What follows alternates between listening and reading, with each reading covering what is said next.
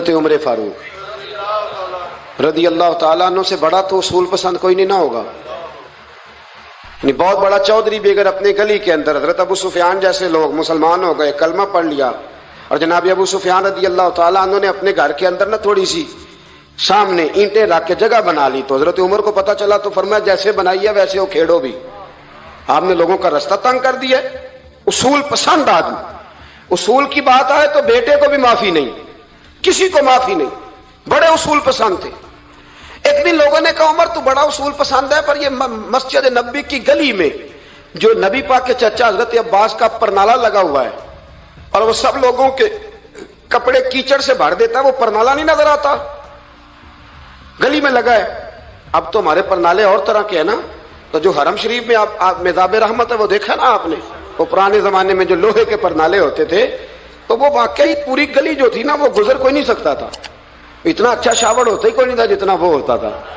وہ بڑا تگڑا قسم کا پرنالہ ہوتا تھا, تو کوئی شے نہیں گزر سکتی تھی بڑی دیر تک. بارش کے رکنے کے بعد بھی ساری چھت سے جب تک پوری مٹی اور پوری توڑی ساری نہیں نہ اتر جاتی تھی تب تک وہ پرنالہ نہیں سانس لیتا تھا. تو پرنالہ بہتا تھا, اور وہاں سے بڑا مین گلی تھی مسجد کو آنے کی, لوگوں کے کپڑے آلودہ ہو جاتے. ایک دن لوگوں نے حضرت عمر سے کہا یہ پرنالہ نہیں نظر آتا, یہ نہیں اصول پسندی. تو جناب عمر فاروق رضی اللہ تعالیٰ عنہ فرمانے لگے اتار دیتے ہیں پرنالہ, یہ بھی اصول پسندی ہے, اتارتے. حضرت عمر فاروق نہ گئے, اور شارحین نے لکھا ہے کہ اونٹ کے اوپر بیٹھ کر آپ نے یوں پکڑ کے نا پرنالہ کھینچا, اور جناب عباس کے گھر والوں سے فرمانے لگے 4 کونے ہوتے ہیں گھر کے, چھت کے 4 کونے ہیں, کسی اور میں لگا لو پرنالہ, کو ضروری ہے کہ نمازیوں والی گلی پہ لگایا جائے. یہ کہہ کے آ گئے, کسی کی جرت تھی بات کرے. حضرت عباس آئے تو لوگوں نے آ کے کہا کہ عمر نے پرنالہ کھیڑ دیا, اور فرمایا کہ 4 کونے کہیں اور لگا لو. تو حضرت عباس مسکرائے. لوگوں نے کہا مسکراتے کیوں ہو؟ فرمانے لگے کوئی مسئلہ نہیں, عمر خود آ کے لگا کے جائے گا. جیسے وہ کھیڑا ہے ویسے. لوگوں نے کہا وہ عمر ہے, عمر کو بدلنا اور اس کی بات کو بدلنا, اور اتنی جرت کہ وہ لگا کے جائے. جس بندے کو دیکھ کے شیطان گلی کا رستہ بدل جاتا ہے, آپ اس کی بات کر رہے ہیں. فرمایا میں نے کہہ دیا نا عمر لگائے گا, تو انشاءاللہ عمر لگائے گا. حضرت عباس مسجد میں آئے, نماز پڑھی تو کہتے میں نے بات چھیڑی دی. عمر خود کہنے لگے کہ حضور آپ سے تو امید نہیں تھی. حضرت عباس سے کہنے لگے بھئی جگہ بھی ہے, 4 کونے ہوتے ہیں گھر میں, کو ضروری ہے اسی کونے پہ لگے جہاں سے نمازی گزرتے ہیں. یہ بخاری مسلم کی حدیث ہے. حضرت عباس کہنے لگے عمر 4 کونے ہیں, میرے پاس جگہ بھی ہے پرنالے کی, میں نے بھی کئی دفعہ سوچا تھا وہ کھیڑ دوں, اور میں بھی اسی گلی سے گزرتا ہوں, میرے کپڑوں میں بھی کیچڑ بڑی دفعہ پڑا ہے, پر مجبوری یہ ہے وہ کھیڑ اس لیے نہیں سکتا کہ یہ پرنالہ میرے نبی کریم نے اپنے دستے مبارک سے لگایا تھا. فرمایا میں مکان بنا رہا تھا, چھت بنا رہا تھا, تو حضور اچانک آ گئے, اور کئی لوگ گواہ ہیں اس کے. رسول کریم تشریف لائے اور نبی پاک علیہ السلام نے فرمایا لاؤ چچا تھوڑا میں بھی کرتا ہوں, اور پھر میرے نبی کریم صلی اللہ تعالی علیہ وسلم نے اپنے دستے مبارک سے یہ پرنالہ لگایا تھا. کئی دفعہ سوچا وہ کھیڑ دوں, پھر سوچتا ہوں حضور نے لگایا تھا. لیکن چلو اب تو علت پائی گئی, اب تو سمجھ آ گئی, اصول بن گیا. اب تو اصول بن گیا نا, تو ٹھیک ہے آپ اب اس طرح کرے, وہ کھیڑ دیا تو ٹھیک ہے. جناب کہنے لگے پہلے کیوں نہیں بتایا؟ بھائی وہ نمازیوں پہ چیٹے پڑتے ہیں, گلی کا رستہ ہے. فرمایا رس پڑتے ہیں تو پڑھتے رہے, آپ نے بتایا کیوں نہیں؟ حضرت جناب عباس کہنے لگے کہ آپ کا کیا خیال ہے کہ میں یہ کروں گا کہ لوگوں پہ چھینٹے پڑے اور مجھے پرواہ نہ ہو؟ حضور نے لگایا تھا. حضرت عمر فاروق نے نا جناب عباس کا بازو تھاما, تن تندور تے ہڈاں دا بالن, بازو تھاما, اور تھام کے نا اسی جگہ لے گئے جہاں پرنالہ کھیڑا تھا. پہلے تو اونٹ پہ چڑھ کے لگایا تھا نا, تو اب کہنے لگے حضرت عباس سے کہ آپ نا میرے کندھوں پہ چڑھ جائیں, میرے کندھوں پہ تن تندور تے ہڈاں دا بالن, اسی ہاواں نال تپایا, کپ کپ مکیاں پیڑے کیتے, اتوں عشق پلے تھن لایا, تن دا سالن تے من دی ہانڈی, لون صبر دا پایا. غلام فریدہ وے میں ساری تیری, تینوں اجے یقین نہیں آیا؟ فرمایا خود لگائیے. حضرت عباس رضی اللہ تعالیٰ عنہ وہ پرنالہ لگا کے اترے, تو حضرت عباس بھی رو رہے تھے اور جناب عمر بھی رو رہے تھے, آنکھوں میں آنسو تھے. فرمایا ہم یہ نہیں دیکھیں گے کہ علت کیا ہے, وجہ کیا ہے, ہم تو یہ دیکھیں گے کہ رسول اللہ کی نسبت کیا ہے. نبی کریم علیہ الصلوۃ والسلام کے دست مبارک لگ گئے، ساری وجوہات ختم ہو گئی. اب جس کے کپڑوں میں پانی پڑتا ہے پڑے، جس کو تکلیف ہوتی ہے ہو، لیکن چونکہ یہ رسول پاک صلی اللہ علیہ وسلم نے دست مبارک سے لگایا ہے تو مزاج یہ ہے کہ جہاں بات آئے گی ذات رسالت کی، وہاں باقی کے قانون چھوڑ دیے جائیں گے، وہاں باقی کے معاملات چھوڑے جائیں گے، وہاں تکلف سے نکلا جائے. اور یہ محبت نا بڑی جلدی شروع کر لینی چاہیے. توجہ ہے میری بات پر؟ محبت کا جملہ بڑا بدنام ہو گیا ہے. لوگوں نے ہوس کے رشتے کا نام محبت رکھ دیا ہے. میں نے کہہ دیا جو کہنا تھا. اب تو محبت کا فکرہ جو ہے وہ ایسی جگہ فٹ کیا جاتا ہے جہاں سے نا فٹ کرتے ہوئے سمجھ نہیں آتی کہ یہ کیا کہہ رہا ہے. محبت بڑے پاکیزہ جذبے کا نام ہے. محبت ایک بڑی ستھری چیز کا نام ہے. اور محبت کے قابل صرف ہے ہی وہ حبیب جو مدینے کے چاند ہے. باقی یہ کیا بات ہوئی کہ ادھر بھی محبت کر لو ادھر بھی محبت کر لو. اپنا معیار زمانے سے جدا رکھتے ہیں. اور بھائی ہم تو محبوب بھی محبوب خدا رکھتے ہیں. پیار کریں تو اس سے کریں جو بے عیب ہے، جو لا ریب ہیں، ان سے محبت کریں. میرے نبی کریم علیہ السلام سے نا بڑے شروع میں بڑے آگاہ ایک صحابی تھے، حضرت برا بن مالک نام تھا. چھوٹی سی عمر تھی. حضور گلی سے گزرتے نا کبھی تو جذبہ تھا بڑا. چھوٹی عمر، بعد نے لکھا صرف 14 سال کے تھے، بعد نے لکھا نہیں 14 تو زیادہ ہیں، 12 سال عمر تھی. عشق لگا سی کھیڈا کھیڈ دی نو. 12-14 سال عمر. اصل میں نا بچوں کی ڈائریکشن ٹھیک نہیں. ان کی ڈائریکشن ٹھیک ہو نا تو یہ چوکوں میں کھڑے ہو کے موبائل پہ گیمیں نہ کھیلیں اور معاذ اللہ میسج نہ کریں، بلکہ یہ مسجد میں بیٹھ کے نبی پاک کی نعتیں سنیں. ہم نہ وہ کام کر نہیں سکے. میرے جیسے لوگوں نے بڑی کوتاہی کی زندگی میں. ہم محبت رسول کا پیغام بانٹ نہیں سکے. ہم نے اپنی بیماریاں دیکھی، اپنی تھکاوٹیں دیکھی، یہ دیکھا کہ فلاں شہر کیسے جائیں فلاں شہر کیسے جائیں. ہم وہ کام کر نہیں سکے جو ہمیں کرنا چاہیے تھا. ذمہ تھا، باپ کی ذمہ ہے. نبی پاک نے فرمایا ماں باپ کی ڈیوٹی ہے اپنی اولاد کو میری محبت سکھائیں. پر ہم وہ رنگ دے نہیں سکے، ہم وہ مزاج دے نہیں سکے. ہم نے وہ کوتاہی کی. ہم نبی پاک کا حسن، حضور کی سیرت، اخلاق عالیہ، کردار، گفتار، رفتار، انداز، تربیت، وہ ساری باتیں قوم کو بیان نہیں کر سکے. اس لیے لوگ وہاں پہنچے نہیں. ورنہ مغز قرآن روح ایمان جانے دیں ہست حب رحمت للعالمین. ہم وہاں تک لے جا نہیں سکے. حضرت برا بن مالک نا 12 سال کی عمر ہے. 12 سال. نبی پاک گلی سے گزر رہے تھے تو دوڑ کے آ گئے. آ کے نا حضور سے چمٹ گئے. عرض کرنے لگے حضور کوئی حکم بتائیں، میرا دل کرتا ہے آپ کی بات مانوں. کوئی حکم حضور. مجمع الزوائد میں حدیث. اس ایک حدیث کے لیے نا میں کو 5000 روپے کی پوری کتاب، پوری 10 جلدیں خرید کے لایا تھا. ایک حدیث کے لیے. پیاری بڑی ہے، شاندار بڑی ہے. اور میرا دل کیا، میں نے کہا جس کتاب میں ہے نا ساری کتاب ہی منگا لو. کچھ چیزیں بڑی انسان کو انوکھی لگتی ہے نا. حضرت برا بن مالک رضی اللہ، چھوٹی سی عمر ہے، حضور سے لپٹ گئے. تو حضور نے فرمایا بیٹے کیا ہوا؟ عرض کرنے لگے حضور کوئی حکم بتائے، میرا بھی دل کرتا ہے عمل کروں. تو حضور نا چھوٹے چھوٹے کام بتاتے ہیں. دکان سے، یہ بچوں کو یہی بتانا ہوتا ہے نا، دکان سے لے آ، یہ کر دے، فلاں کو بلا لے. لیکن حضور ان کی غیر موجودگی میں ان کا ذکر بڑا کرتے. ایک دن کچھ لوگ کہنے لگے حضور بڑا ذکر کرتے ہیں پر وہ کرتا تو چھوٹے موٹے کام ہے بچہ. نبی پاک نے ایک دن ارادہ کیا کہ ان کو تجربہ نہ کرائیں کہ وہ پیار کتنا کرتا ہے. رسول کریم فرمانے لگے میں جو کہوں گا کرو گے؟ حضور کروں گا. فرمایا جاؤ اپنے باپ کی گردن کاٹ کے لاؤ. کس کی جی؟ بات تو محبت کی ہو رہی ہے. کڑوی سی بات نہ کر لوں، کڑوی سی رہنے دیتے. آپ کا پروگرام نہیں تو چھوڑ دیتے ہیں، آگے بڑھ جاتے. ذرا کڑوی سی ہے، کر لوں جی؟ بولیے. یعنی باپ کی. ہم محبت رسول میں صرف داڑھی کی بات کرتے ہیں، کسی کی گردن کی نہیں. صرف ہم کہتے ہیں حضور سے محبت ہے تو میں نے کہا تھا نا کڑوی ہے. آپ نے مجھے گھورنا شروع کر دیا اور خاصا تیز گھور رہے ہیں آپ. اور خدا کے بندو یہ رسول اللہ کی سنت ہے.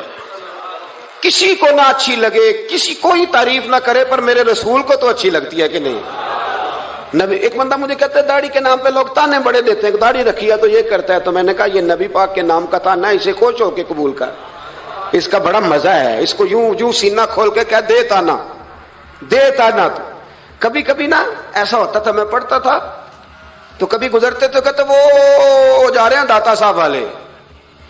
وہ جا رہے ہیں غوث پاک والے، تو میں نے کہا الحمدللہ، یہ اس طرح ہمیں روز چھیڑا کرو، اس طرح روز چھیڑا کرو، ہمیں خوشی ہوتی ہے۔ اور یہاں بھی کہنا اور قیامت میں جا کے بھی یہی کہنا کہ یہ داتا صاحب والے ہیں، وہاں بھی کہنا کہ یہ غوث پاک والے ہیں، یہ چھیڑو ہمیں، ہم یہ چھیڑتے ہو تو ہمیں مزہ آتا ہے، یہ کہا کرو، ہمیں روز کہا کرو۔ اللہ تعالیٰ ہمیں عقیدے پر استقامت نصیب فرمائے۔ آگے بڑھتا ہوں، بات مکمل کرتا ہوں۔ حضرت برا بن مالک رضی اللہ تعالیٰ عنہ نا، حضور نے فرمایا جب اپنے ابا کا سر کاٹ کے لا تو وہ دوڑے۔ ایک روایت میں ہے کہ مولا علی کے گلے میں تلوار لٹک رہی تھی، یوں کھینچی، اور اس نے جذبات سے دوڑے کہ حضور نے فرمایا اسے پکڑ لو ورنہ یہ گردن کاٹ بھی لائے گا، پکڑ لو اسے ورنہ یہ کاٹ دے گا۔ اللہ کی قدرت کے تھوڑا وقت گزرا تو وہ بیمار ہو گئے۔ دن میں 2 مرتبہ میرے نبی پاک تیمارداری کرنے جاتے۔ ایک شام رسول کریم تشریف لے گئے تو حضور سرانے بیٹھے، ماتھے پہ ہاتھ رکھا تو کریم محبوب ان کے باپ کی طرف کان میں کچھ کہا ان کے والد سے، حضور رونے لگے،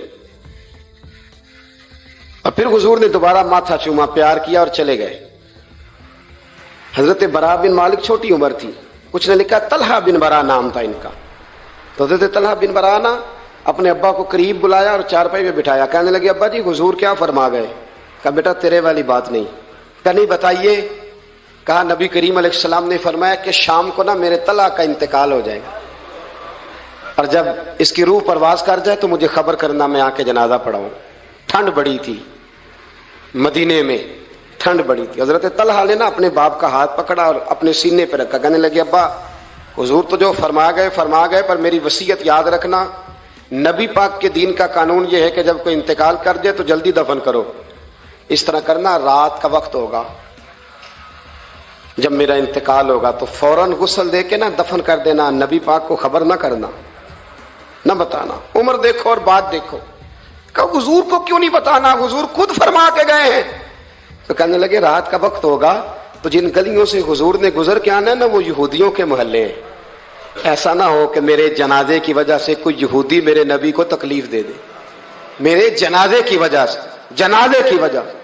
یہاں کہتے ہیں حضرت صاحب مجھے بڑا پیار ہے آپ سے، پر میرے گھر ضرور پہنچے، جیسے مرے یا جیے، وہاں شام کو آپ کو پہنچنا پڑے گا۔ میرے رسول کریم علیہ السلام کے غلاموں نے دیکھو انداز محبت کیا بیان فرمایا، کہا نبی پاک کو تکلیف نہ ہو میری وجہ سے، میرا جنازہ خود ہی پڑھ کے مجھے دفن کر دینا۔ ان کا انتقال ہو گیا، رات کو دفن کر دیا، صبح حضور تشریف لائے، وہ محبوب جنہیں اللہ نے غیب کے خزانوں کی کنجیاں عطا فرمائی۔ فرمایا بتایا کیوں نہیں؟ مجھے بتاتے، میں خود جنازہ پڑھتا، میں خود نہ قبر میری تے میرے اپیرا جے کر پاوے پھیرا، قبر دے اندروں ہڈیاں اٹھ کے مجرا کر سن تیرا۔ کہا بتایا کیوں نہیں، خبر کیوں نہیں کی؟ میں جنازہ پڑھتا، میں خود پہنچتا۔ تو باپ رو پڑے، عرض کرنے لگے حضور میرا تو پتر تھا، میرے لیے اس سے بڑی سعادت کیا ہوتی کہ آپ جنازہ پڑھاتے، پر اس نے وصیت کر دی تھی کہ حضور کو بتانا نہیں، تکلیف ہوگی۔ نبی کریم فرمانے لگے بتاؤ مجھے اس کی قبر کہاں ہے۔ اور یارو غور کرنا، ساری دنیا گنبد خضرا روضہ رسول پہ، اور نبی پاک ایک غلام کی قبر پہ تشریف لے گئے، خود نبی کریم گئے، اور آج حضور نے دعا انوکھی فرمائی، فرمایا اے اللہ جب میرا طلحہ تجھ سے ملے نا تو ذرا اس سے مسکرا کے بات کرنا جو تیری شان کے لائے۔ رسول اللہ کی محبت، نبی پاک کی غلامی، رسول اللہ کا پیار۔ اعلیٰ حضرت کہتے ہیں جان ہے عشق مصطفیٰ، روز فضو کرے خدا، او بھائیو جس کو ہو درد کا مزہ وہ نازے دوا اٹھائے کیوں۔ اور اعلیٰ حضرت فرماتے ہیں جلنا تو ہے، کوئی دولت کے لیے جلتا ہے، کوئی شہرت کے لیے جلتا ہے، کوئی اقتدار کے لیے جلتا ہے۔ فرمانے لگے اے عشق تیرے صدقے جلنے سے چھٹے سستے، جو آگ بجھا دے گی وہ آگ لگائی ہے، جو ساری آگ بجھا دے گی وہ۔ حضور کے غلام تھے حضرت ابو بصیر ان کا نام تھا، حضرت ابو بصیر رضی اللہ تعالیٰ عنہ نا حضور کے غلام تھے، تو قید تھے، مکہ مکرمہ میں قید تھے۔ ادھر میرے نبی پاک نے معاہدہ کر لیا قریش مکہ کے ساتھ حدیبیہ کے مقام پر کہ اگر کوئی مسلمان بھاگ کے مکے سے مدینے آئے گا تو مدینے والے پناہ نہیں دیں گے۔ یہ بھی عشق کا امتحان ہے کہ جس سے آپ محبت کریں وہ پناہ ہی نہ دے۔ میں تو کہہ چکا ہوں نا کہ آپ صرف ٹائم نہ دیں تو تعلق ختم ہو جاتا ہے، پناہ نہیں دینی۔ نبی پاک صلی اللہ علیہ وسلم نے وعدہ کر لیا کہ پناہ کس کو نہیں دینی؟ بول کے بتائیے۔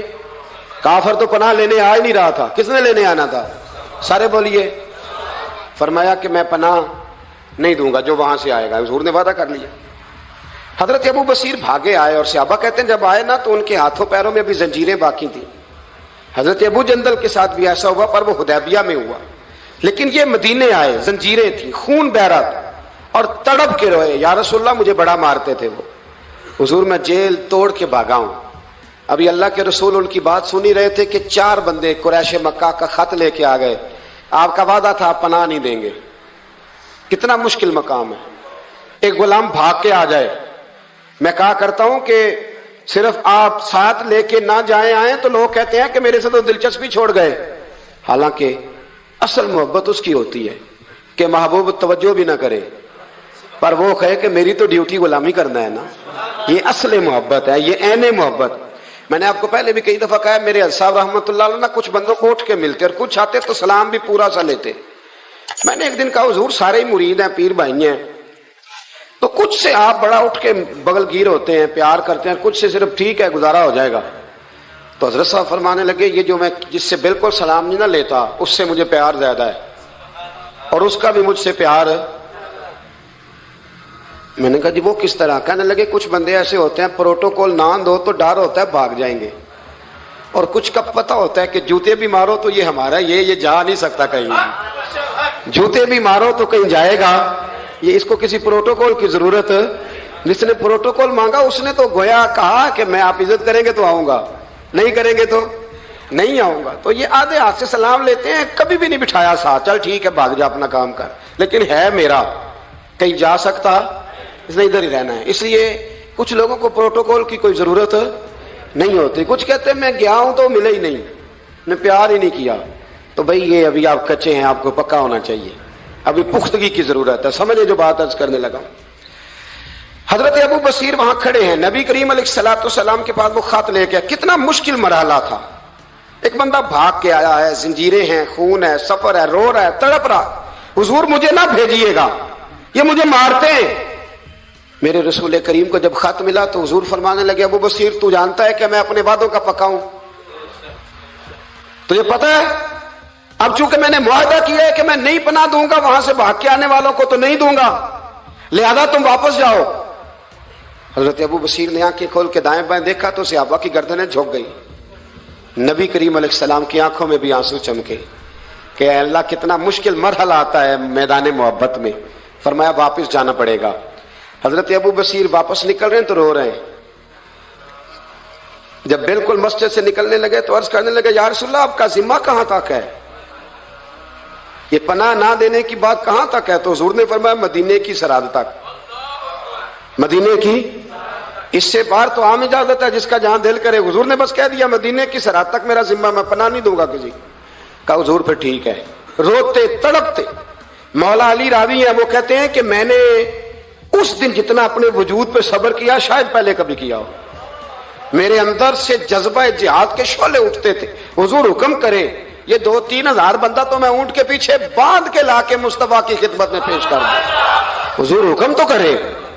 لیکن بس حضور کا حکم تھا کہ بس جانا ہے، تو حضرت ابو بصیر چلے گئے۔ مدینے کی سرحد ختم ہوئی نا، ذرا آگے بڑھے، وہ 4 بندے تھے، ان کے پاس تلواریں بھی تھی، نیزے بھی تھے، تیر بھی تھے، خود بھی تھے، سارا کچھ انہوں نے تھا، اور حضرت ابو بصیر نہتے تھے۔ جب آگے تھوڑا سا بڑھے نا تو آپ نے نا ایک کی تلوار چھین لی اور چھین کے ایک کی گردن پر تلوار ماری تو باقی 3 ویسے ہی بھاگ گئے۔ ایک روایت میں ہے کہ 2 کو ڈھیر کر دیا، 2 نکل گئے، بھاگ گئے۔ اب مدینے حضور پناہ نہیں دیں گے، مکے جا نہیں سکتے۔ ایک مقام ایس تھا، امام بہقی نے اس کو لکھا ہے، مقام ایس تھا، وہاں کھجوروں کے باغ تھے، ٹھنڈے پانی کے چشمے تھے۔ حضرت ابو بصیر نے وہاں ڈیرا لگا لیا، اور وہ راہ وہ تھی جو رستہ مدینے کو جاتا تھا، جو رسول اللہ کے مدینہ منورہ کو جاتا تھا، اس راہ میں حضرت ابو بصیر بیٹھ گئے۔ اب جو مکے سے بھاگتا نہ ظلم و ستم تھے وہ حضرت ابو بصیر کے پاس آ کے ڈیرا لگا لے۔ آہستہ آہستہ بندے 70 ہو گئے، پھر تعداد آگے بڑھی تو بندے 300 ہو گئے۔ اب یہ مکے والے یہ کرتے تھے کہ مدینے والوں کو قافلہ مکے کے پاس سے گزرتا تو ان کا سامان رکھ لیتے، پریشان کرتے۔ اب انہوں نے پتہ کیا کیا، کو مکے کا قافلہ مدینے کے پاس سے گزرتا تو یہ اس کا سامان رکھ لیتے، اس کو کہتے تنگ کرتے ہو۔ اب چونکہ حضور کا ذمہ تو مدینے تھا، سالوں بیت گئے، جو بندہ مدینے جاتا نا حضرت ابو بصیر اس کو کہتے ہیں ایک دفعہ میرے رسول کو بتا دینا کہ میں راستے میں بیٹھا ہوں.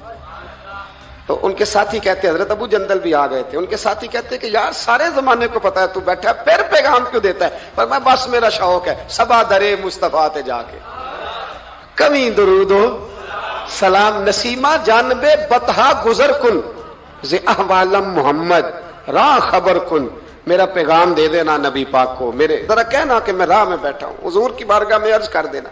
اور جب کوئی مدینے سے ہو کے نکلتا تو اس کو بلاتے اور پوچھتے کیا حال ہے میرے مصطفیٰ کے مدینے کا، کیا حال ہے رسول اللہ کے نواسوں کا، کیا آج کل طرز ہے ابو بکر صدیق کی. پوچھتے، کہتے ابو بکر تو قریب بیٹھتے ہوں گے نا نبی پاک، گویا فاروق اعظم تو قدموں میں رہتے ہوں گے، عثمان غنی تو بڑی نوکری کرتا ہوگا، طلحہ زبیر علی المرتضیٰ یہ تو بڑے قریب رہتے ہوں گے، چل یار جب واپس جائے نا تو میرا بھی سلام میرے رسول کو عرض کر دینا.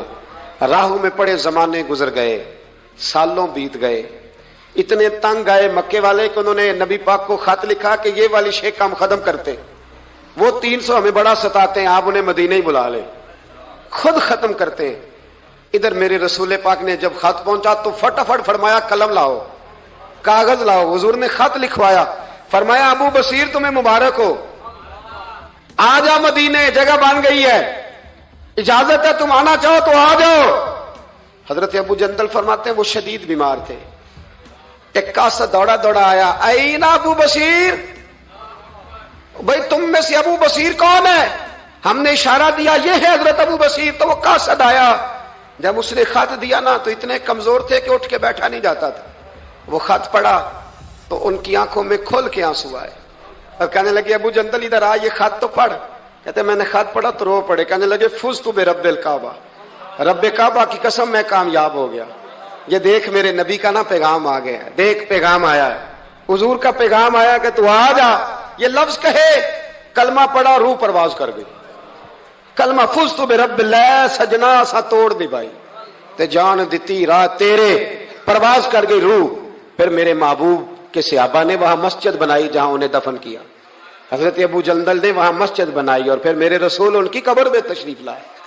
حضور نے دعائیں فرمائی. صاحبو، جن لوگوں نے نبی پاک علیہ السلام سے محبت کی، انہوں نے ذات رسالت کے ساتھ، حضرت ام حبیبہ تھی نا، جب آپ نبی پاک کی ذات سے پیار کرتے ہیں تو پھر آپ کے لیے دین پہ عمل کرنا بھی آسان ہوتا ہے، پھر کوئی بات ماننی مشکل ہے. بھئی ہمارا تو بیٹا، ہم پیار کرتے ہیں تو بیٹا سارا کچھ منوا لیتا ہے، منواتا ہے کہ نہیں منواتا؟ بیٹی نہیں منوا لیتی، تو کیا جب حضور سے پیار کریں گے تو دین ہم سے سارا کچھ نہیں منوا لے گا؟ سارا کچھ منوا لیتا ہے. حضرت ام حبیبہ، صحیح سند کی روایت ارج کر رہا ہوں، حضرت ام حبیبہ حضور کی زوجہ ہیں، جناب ابو سفیان رضی اللہ تعالیٰ عنہ کی صاحبزادی ہیں. مدینہ منورہ پیغام آیا کہ ابو سفیان وصال کر گئے، انتقال ہو گیا. بیٹی کے لیے خبر آئی کہ باپ فوت ہو گیا. 3 دن عدت گزری تو چوتھے دن ام المومنین حضرت ام حبیبہ اٹھی، غسل کیا، دھلے ہوئے کپڑے پہنے اور اپنے جسم کو خوشبو لگائی. عورتیں کہنے لگی، آپ کو پتہ ہے نا تانے ملتے ہیں کہ 3 دن ہوئے ابا فوت ہوا ہے، اور ام حبیبہ اٹھ کے فٹافٹ یہ کام کر لیا. تو آپ فرمانے لگی مجھے کوئی ضرورت نہیں، باپ کا غم میرے دل میں ہے. پر میرے نبی پاک نے فرمایا جو بی بی اللہ اور آخرت پر ایمان رکھتی ہے نا، وہ سوائے اپنے شوہر کے کسی کا سوگ 3 دن سے زیادہ نہ منائے. جو اللہ اور اس کے رسول پر اور آخرت پر ایمان رکھتی ہے وہ اپنے شوہر کے علاوہ کسی کا سوگ 3 دن سے زیادہ، مرد کے لیے بھی یہی حکم ہے کہ 3 دن سے زیادہ سوگ، چلو کوئی آ گیا فاتحہ پڑھنے تو فاتحہ پڑھ لے، لیکن 3 دن کے بعد کام کرے. حضرت ام حبیبہ کہنے لگی نہ میں نے کہیں جانا تھا، نہ میرے گھر میں مہمان آنے تھے، پر چونکہ میرے نبی کا حکم ہے لہذا یہ جو میں نے کیا ہے نا، یہ میں نے اپنے محبوب کی محبت میں کیا ہے. اب مجھ پر دین پہ عمل کرنا کوئی مشکل ہے نہیں، اب آسان ہو گیا. حضور سے پیار کریں. اس کا طریقہ یہ ہے کہ نبی کریم کی حدیثیں سیکھیں، سیرت کو پڑھیں، نبی رحمت علیہ السلام کے زندگی کے واقعات کو سنیں، کان لگائیں. کوئی اچھی نعت پڑھے تو اس پر توجہ کریں. علامہ اقبال کہا کرتے تھے اگر لوگوں کے دلوں میں حضور کی محبت پیدا کرنی ہے تو میلاد کی محفلیں زیادہ کرو اور بچوں کو نبی پاک کی سیرت زیادہ سناؤ، اور اگر چاہتے ہو تمہارے اپنے دل میں بہت زیادہ محبت پیدا ہو تو درود و سلام زیادہ پڑھو.